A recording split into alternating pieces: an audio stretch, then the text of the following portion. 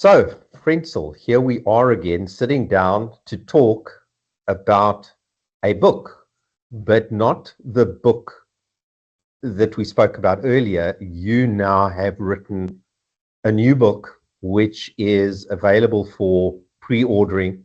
We'll chat about that later. But again, Frencel, and I've obviously read the little bits that you've allowed me to see.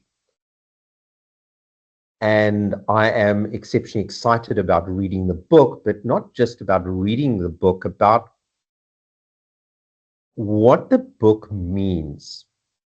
Because you have addressed, as with your last book, Wisdom That Builds, your new book addresses a different part of the life cycle of business. And you've gone very deliberately for what you call the mid-market. And that mid-market is in many ways almost, I'm going to say schizophrenic, because there are many different companies that at different times in their life cycle move in and out of that market in terms of their personality, even though their turnover or revenue might classically be seen as mid-market. And we're going to explore in this very short session we're going to have today a couple of the ideas that you broach in the book. But what I'd like you to start with is say, okay, what is the mid-market further than just the classic definition of this revenue to that revenue? What defines a business? You look at a business and you say, okay, this is really, truly a mid-market situation. Yeah, no, thanks, Michael, and it's good to be back with you and to talk about this book. So yeah, I guess with the mid-market, perhaps the one aspect that is common is that many of the businesses are founder-led. So you've got a very strong founder that started a business maybe a few years back, or maybe they, have been in this business for a couple of, decades and are now grappling with different challenges as the business have grown.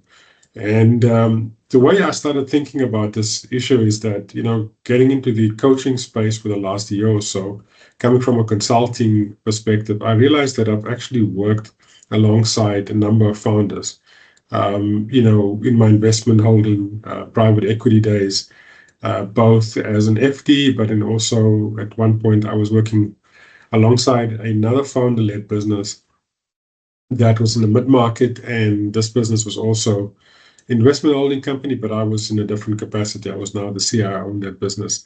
And these two businesses have got different sizes. The one is much larger than the other.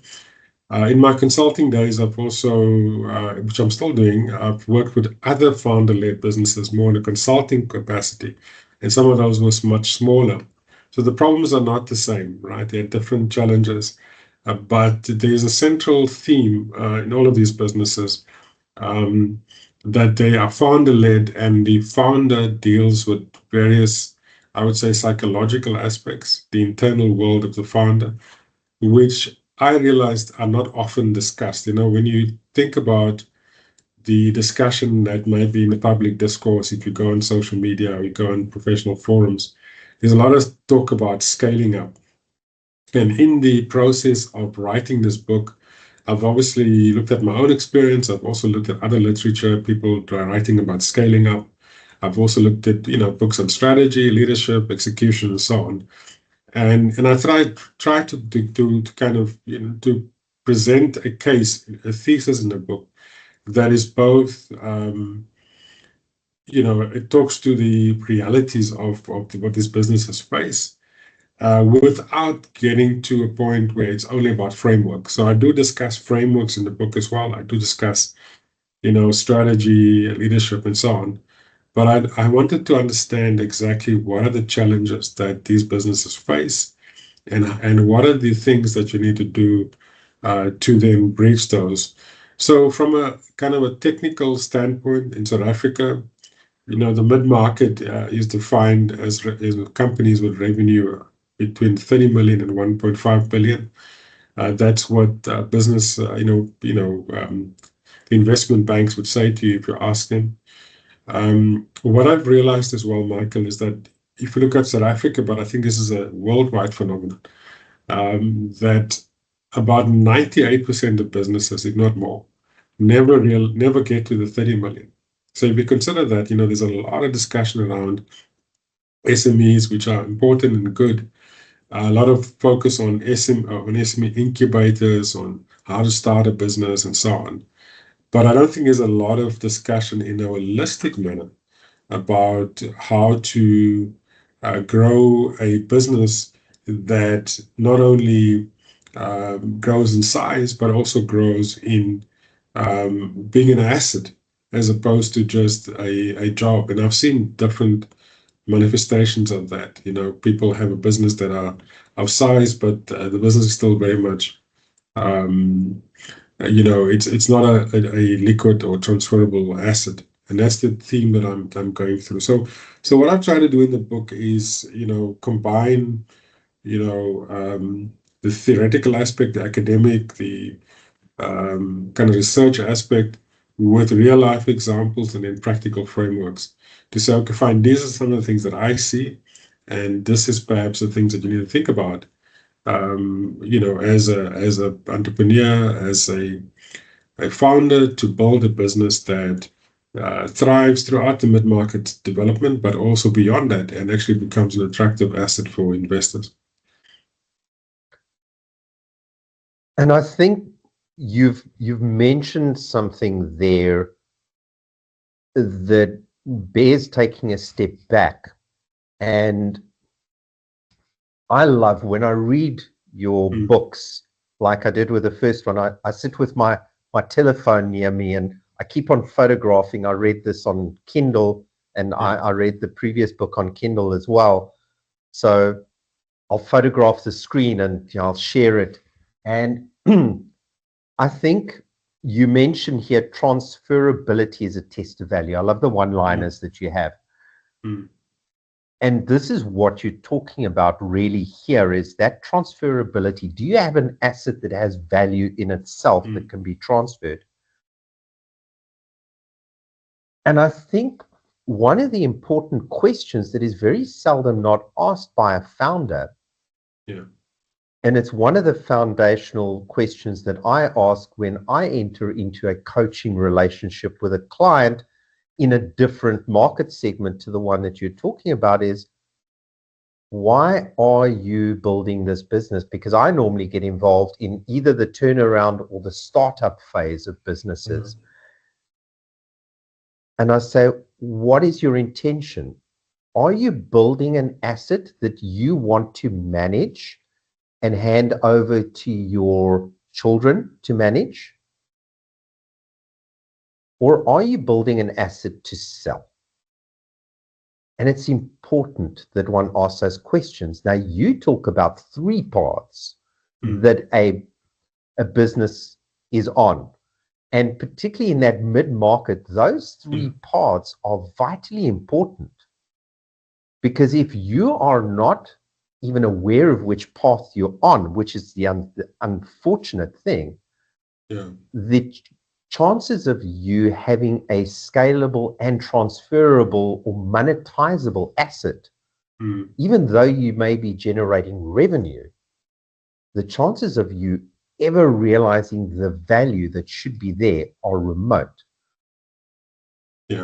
Those three paths, I think, sum up where the business needs to have you spoke about your Nebuchadnezzar moment in your first book, but where they need to look at the writing on the wall and say, okay, which path am I on?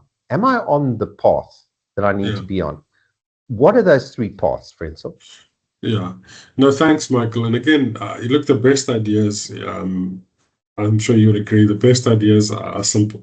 They're not, anyone could have observed that, with a little bit of reflection. So some of the things that I came up with it was part of the writing process. As I, reflected and tried to make things memorable and looked at what I saw. So the three parts, which also correlates with what I talk about, three parts of growth, right?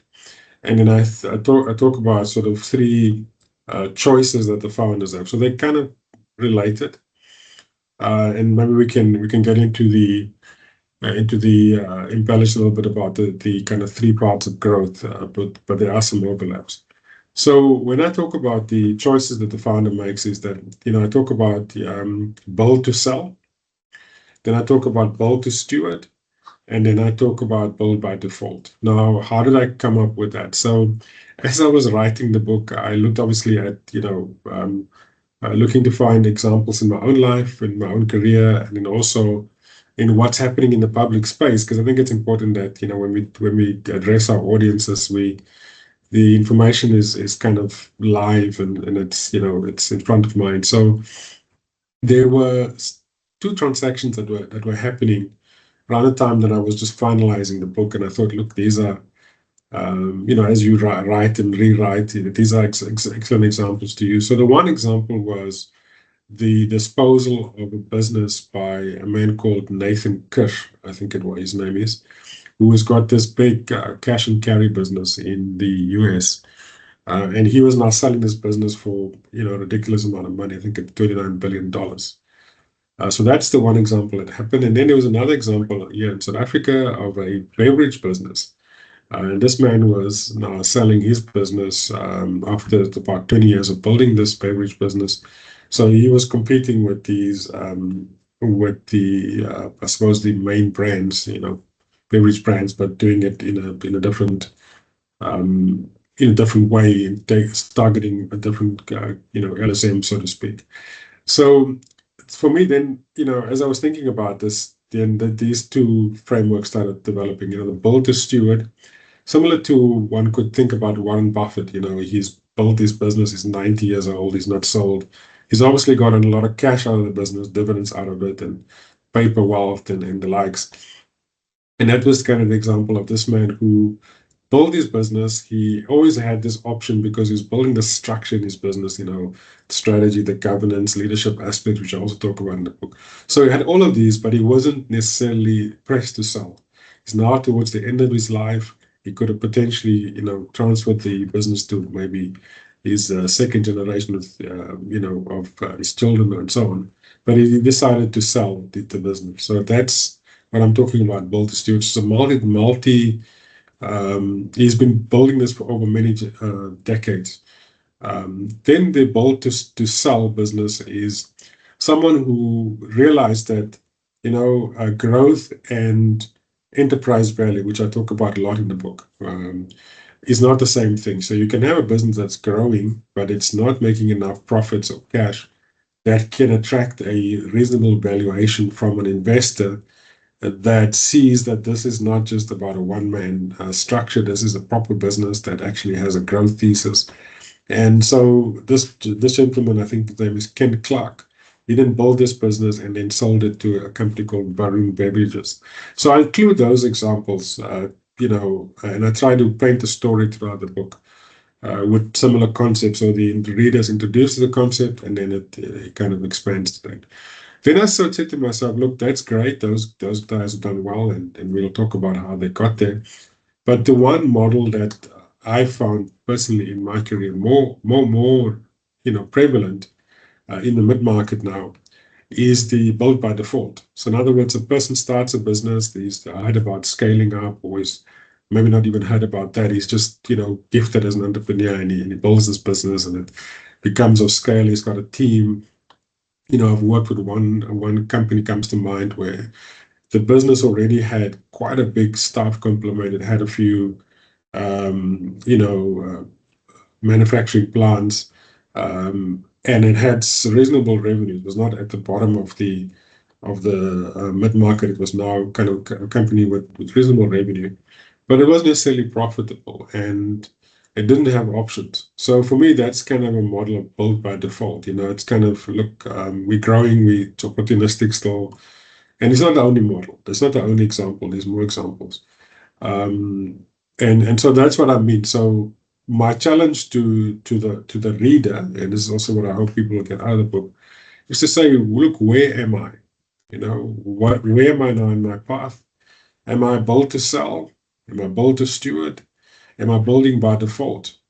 Um, do I actually want to build to steward? In other words, I want to grow beyond the mid-market even. I want maybe one day to be a public company. But if I want to get there, then it means that I have to look at where my business is now. What are the disciplines in my business that I need to amend and change? And that's the other point I make in the book, is that a lot of focus in talking about strategy or talking about scaling up is around the conceptual arguments. It's around the MBA stuff, if you can put it that way. Not many books actually turn the lens around and say, what do I have to do as Mr. Founder? What are the things that I need to do?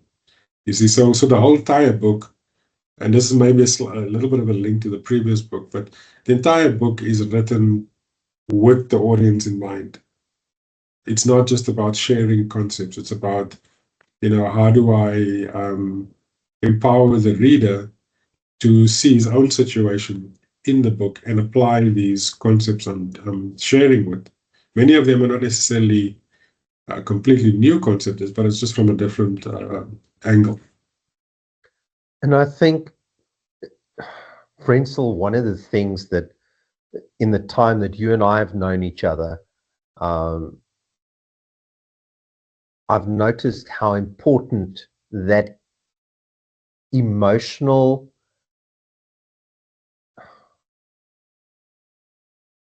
quotient, we call it EQ, the maturity, how vital that is, particularly from a founder, because very often the hustle and the energy of the founder gets translated into the culture of those around him, into a type of arrogance.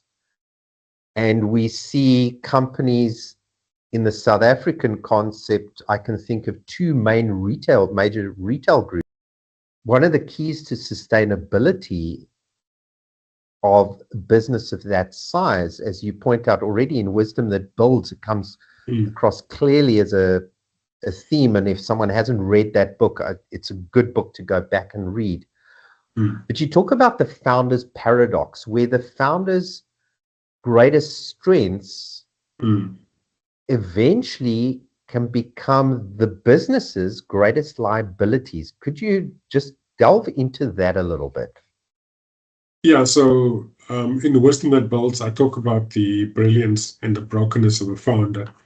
In this book, I didn't specifically talk about that in that way, but I talk about in the second chapter, which is where I talk about why businesses stall, and I call it the founder's constraint. So I have an entire chapter about that, about the founder's constraint and how a lot of it is psychological. It's an internal shift that needs to be made. So I do dedicate, a lot of it about that. And I think in the 8th chapter, if my memory serves me correct, I talk about leadership. And again, I contextualize, because, you can talk about leadership in a very generic sense, because there's a lot of books on leadership. What I talk about here is in the context of founder-led businesses. And one of the things I also talk about when I talk about the leadership, in the leadership chapter, is about building a leadership system. Not only one individual, because that also talks to value. Because an investor coming into the business wants to obviously invest in a corpus of leadership, a cadre of leaders, right? So one of the things I talk about there is around the loyalty bias. So I say, a couple of the things that hold founders back is what I call the founder's trap, which is everything is centralized around the founder. And another one, which I talk about, is what I call the loyalty bias. So when you employ people, when you manage them, and that comes through obviously in family business as well. You have this thing called the loyalty bias, and those are some of the things I talk about there. But to answer your question directly and linking it to the wisdom that builds, in that book I referenced, Steve Jobs, and I spoke about how he was brilliant and but again, with every strong quality, there's also a dark element, and how that ended up being getting into micromanagement and controlling people, and the culture was affected, and obviously not necessarily open to new ideas. And of course, he went through his own transition, and he came back a stronger person, and we saw what happened with Apple. So those are some of the lessons that I share in the first book.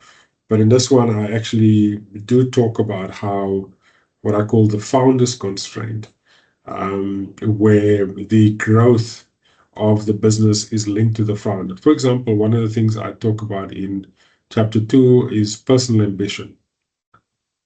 So I say that we spoke earlier about this build to sell, build to steward, and build to by default. So the concepts I'm introducing in the book are all linked. They're all linked to the one central idea of building this transferable business. So I'm saying now, okay, fine, we spoke about in chapter 1 about these three different routes, right? Now, one of the things for you to get to that route is to deal with some of these internal, what's happening internally. And in that context, personal ambition is important. So if your ambition is to build a small business that provides for you, gives you the flexibility, you don't have to have this whole governance structure around you, and that's your choice. That's fine. It's a perfectly reasonable choice. But if you want to get to the build to steward or build to sell, it means your ambition has to align with what you're trying to build. And then I make a subsequent point, which I say the psychological cost of actually getting there. So I'm saying, okay, fine, if that's your ambition, then be aware there's a psychological cost, because now for you to get to the build to sell, build to steward model, it means you're going to not be the only person in the business. You're going to involve other people. At some point, you may have to engage a formal board structure. And I'll talk about governance as well in the book. But that means that you're going to have to now deal with a different set of variables, which has a psychological cost to it. So I think for me, that's what I try to do with the book, Michael, is to, obviously we're all learning. I'm not saying I've now written the final book on this aspect, but the point is, for me, it was important to be authentic.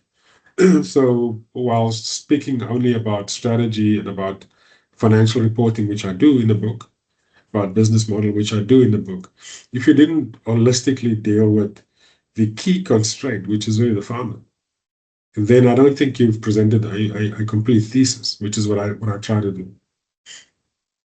And I think, Frencel, this is one of the reasons that I loved your first book and what you have allowed me to read out of this book. That emotional intelligence again, that maturity that comes through, and the understanding that at the base of things are people. Yes. And in our business, it is something that we very often sit back and look at, and we say, what effect does this have on the people that are going to be affected by this decision? How do we ensure that what we want and what they want is aligned? Because if we create alignment, one doesn't work as hard, you reduce friction. Yeah. And sometimes you want to create friction intentionally, but then realize you're doing it. And to me, that is one of the greatest joys in reading your work, is that it is not a clinical exploration of business. There are plenty of textbooks that do that. But that connection between business and almost seeing the business as an extension of the humans that are part of it, is what makes your book and books, and I'm hoping that there are more after this one. I know this is a monster. How many pages did you eventually finish on, Frencel? Yeah, so I wrote and rewrote the book about 10 times, to be honest with you. So went about each chapter, some key ideas, and then so eventually I ended up with about 360 pages. But I have to qualify that. So I decided to then put all my diagnostics. So each chapter, well, 8 of the 11 chapters, um, I had diagnostics. So there's a combination of kind of more the psychological, internal, meditative stuff, reflective, thinking and so on. And then the more kind of how to type stuff. So I have 8 of the chapters, I have diagnostics. And so I realized then, look, the diagnostics breaks a little bit the flow of each chapter because I try to write the book more in a narrative so that it's more enjoyable. So I then put the diagnostics at the back of the book. So long story short, the book proper is about 300 pages, 310 or so. And then there's another 50 pages or so of diagnostics, which I hope the readers will use so that it's not just a sharing of ideas, but you can do a bit of assessment as to where you are in the different disciplines. So I think what I'm going to say at this stage is the questions that we have addressed today, we haven't got through even half of what I would have liked to have got through. Sure. And this is only based on chapter 1. Yeah. So this is an exceptionally powerful conversation to continue. And I know that you and I have planned, as we do, to have this as part of a series. So we will continue having these conversations, releasing the videos and the audio as we have these conversations. So there's a lot to look forward to for the audience on both sides. And I'm looking forward to our next chat. At this stage, your launch date is set for May the... Yeah, the 25th. I understand it's Africa Day, so I thought it's an interesting day to launch it on. I am bringing out, hopefully not too distant future, a page called thegrowthillusion.africa, which I will then take the readers into confidence in one of the chapters. So that's what I'm planning to do. And I think these conversations are really helpful. What I liked is that, we did talk about chapter 1, but in a way we also talked about some of the other aspects of the book. And it just encourages me because the conversation was so flowing, which means that I hope that that's how the reader experiences the book. It's not a MBA kind of study. It's sort of a narrative around the idea that I'm putting forward, which is that growth doesn't necessarily relate to value. And I'm also putting the idea for that growth is not a linear progression, because in the book, in chapter 1, I talk about 3 parts of growth, which is the growth that unravels. So you start growing, but then things don't actually go where you want to. And then, I also talk about growth that builds value, and unfocused growth as well is the first category. So you can even have so the second category, I talk about growth that unravels. Obviously, confidentiality and so on, I try to look at types. So some of the examples are mentioned by name, right? I mentioned 2 already in this conversation, but the other examples, when I talk about unfocused growth and I talk about growth that unravels, it is actually based on observations of companies that I worked with. But obviously, I don't mention the company by name. I mention the pattern that I'm seeing there. And all that to say is that I think what's missing sometimes in the conversation when people talk about growth is this assumption that growth is a linear thing. You start a business and then it just keeps on growing. And no, it doesn't. It can stall and go backward. It can actually completely unravel as well. if you don't have the right disciplines in your business and the personal transformation as the founder, which is what I'm saying. And I think these, Frencel, are subjects that we're going to explore in further conversations. And I see us coming back to some of these to reinforce, because one of the things of learning is to constantly revisit with new perspective. And we will start looking at other topics that you bring in. It's a very topical book. It's a very, I think the time is right for it. We are at an inflection point in history. We are at an inflection point in geopolitics, in economics. So there are many questions that founders need to be asking themselves. And I think your book is ideally positioned to help people through that process. So up until the 25th of May, we are going to continue this journey. I know that you are very active on LinkedIn, so people can look you up on LinkedIn, and it's just Frencel Gillion on Frencel Gillion on LinkedIn. And obviously you have your website at primeracapital.co.za. So those are probably the two best places to connect with you. 100%. And I've also got a YouTube channel, but I share from time to time content on there. Thank you for this conversation. I think it's really been thoughtful. It's been you're a very good interviewer. So, conversationalist, and I think I'm hoping that people who watch the interview, the appetite is stirred for reading the book, and and I look forward to future conversations. Frencel, it's always a pleasure chatting to you. Thank you very much. We'll chat next week. Thanks so much, Michael.